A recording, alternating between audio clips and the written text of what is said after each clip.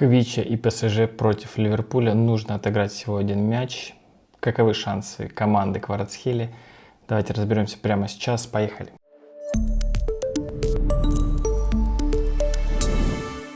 Друзья, всем привет! Вот так незаметно эта неделя прошла, но даже между матчами тут всего 6 дней. На выходных ПСЖ обыграл Рен на выезде со счетом 4-1. Хвича там принял участие, вышел на замену.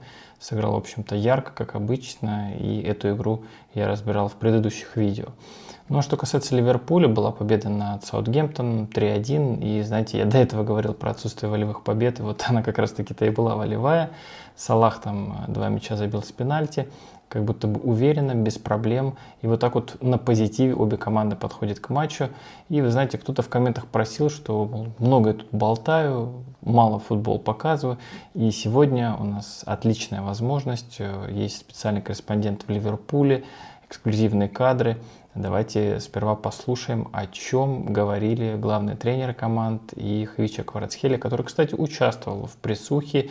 Полная версия пресс-конференции вот здесь вот появится, можете ее посмотреть. Кому интересно, с помощью искусственного интеллекта, кстати, переведена. Ну, а если хотите коротко, давайте тоже послушаем. Спасибо нашему искусственному интеллекту, что так быстро нам все это перевел. Послушаем основные мысли тренеров, повторюсь, и Хвича Кварацхелия в эксклюзивном интервью для Вещателя. Здравствуй, Глича. С Алисоном в первой игре был кошмар. Возможно ли, что Хантер у тебя в мыслях? Можно ли считать, что он психологическое преимущество? Да, игра была тяжелой, он много раз спасал ворота. Но это футбол, он отличный соперник и вратарь. Думаю, это был его день. Теперь надо сосредоточиться на моей игре. Я стараюсь забивать и бить лучше. И думаю, все будет отлично. После поражения все игроки говорят, мы сделаем это. Это очень оптимистичный настрой. Значит, вы это сделаете. Команда сделает это на Энфилде. Вы добьетесь невероятной победы на Энфилде. Мы уверены, ведь доминировать над Ливерпулем непросто. Но мы сделали это в Париже, сможем и здесь.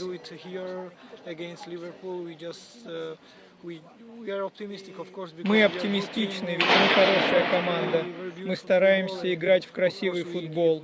И, конечно, выкладываемся на поле на все 100. Мы стремимся к победе, отдаем все за команду и клуб. Мы готовы к борьбе. Вы играли за Наполи в невероятной атмосфере. Здесь вы играли против Ливерпуля.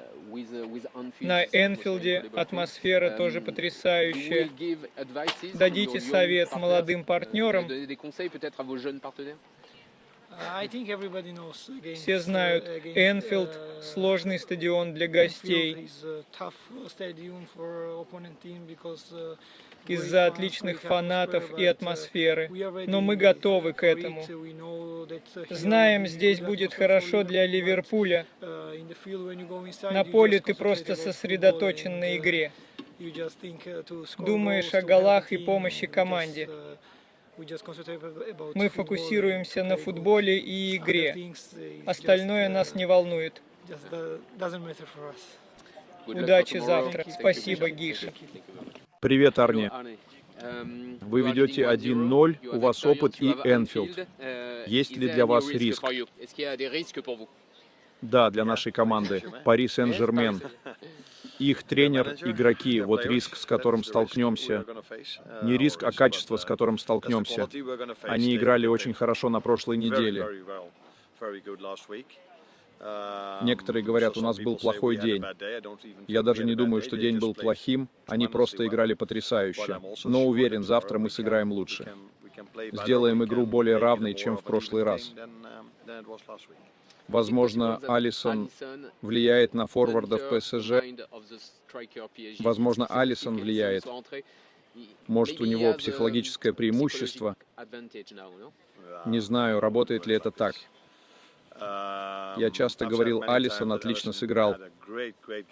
Он сделал пару невероятных сейвов. Но это преувеличено. 27 ударов, не 27 сейвов. Нет, думаю, было 2-3 сейва мирового класса. А остальные сейвы сделал бы любой вратарь. Но эти 3 решающие. Если бы они прошли, результат был бы другим. Надеемся, он снова будет в лучшей форме, если понадобится. Но также надеемся, что не допустим снова 27 ударов по воротам. Большое спасибо. Спасибо.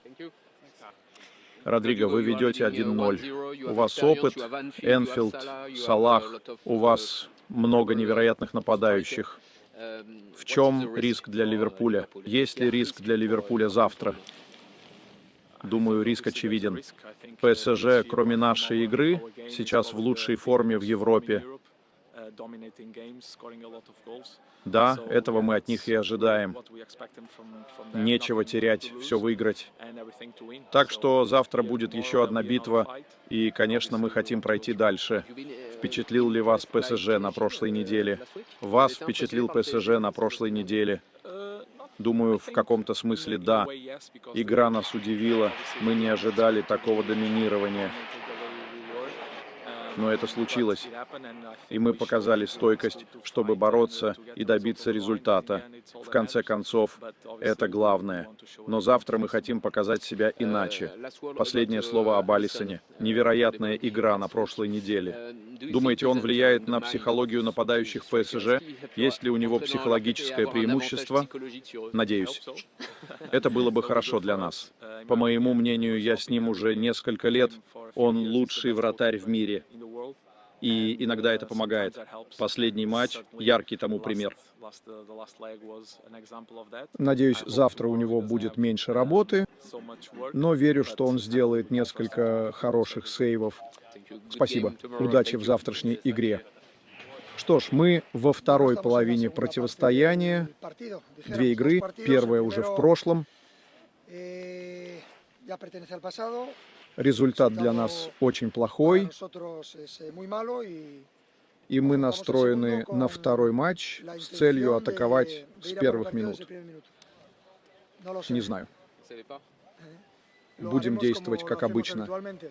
Играть на легендарном стадионе с потрясающей атмосферой, как в Парк де Пренс, нам хорошо знакомо. Наша цель — соревноваться, атаковать сначала, не думая о счете, и играть спокойно. Моложе не так молоды. Молодость не значит, что стадион будет давить. Наш командный дух поможет справиться с этой игрой. Да, вот такие мысли. Я бы не сказал, что здесь какие-то яркие цитаты можно выделить, что какие-то сверхожидания от этой игры, показать максимум, сыграть свой обычный футбол, выиграть, пройти. Уверенность у ПСЖ есть, конечно, куда и деваться. В общем-то, все логично. Ну и давайте посмотрим, как проходили занятия команд перед игрой. Я отметил какой-то вообще могучий, сильнейший ветер, который сейчас в Ливерпуле. Ну, не думаю, что на стадионе он как-то будет командам мешать, но, тем не менее, вот на тренировке я на это обратил внимание.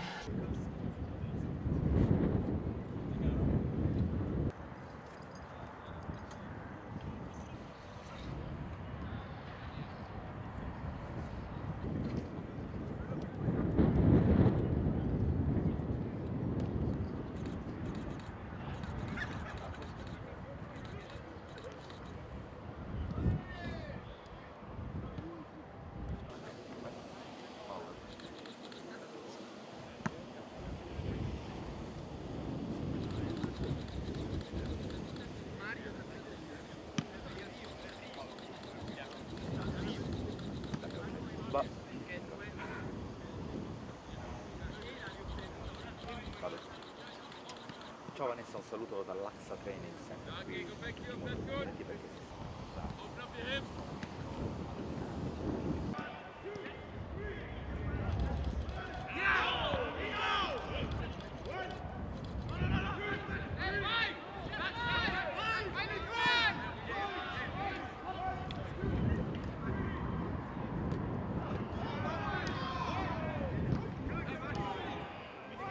У Ливерпуля вроде позитивное настроение, там и Дарвин Нунес смеется, и Салах смеется, но ПСЖ, скажем так, больше на рабочем каком-то ритме, команда работает, тренируется, и если вы видели лицо Хвича Кварацхелии перед матчем в Париже, то это о многом говорит, о том настрое и вообще об отношении к этому матчу.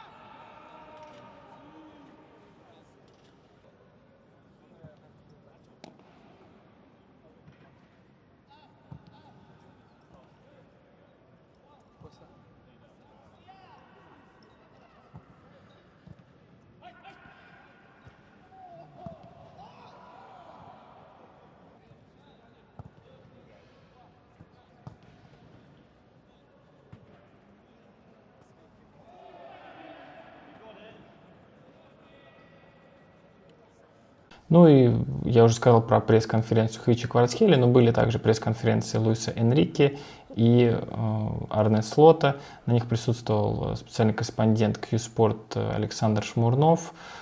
Есть большое видео на канале Q-Sport, кстати, можете проходить, посмотреть. Ну, я хотел бы такие основные тезисы из его речи выделить и с вами здесь тоже поделиться. Насчет шансов. Был прямой вопрос.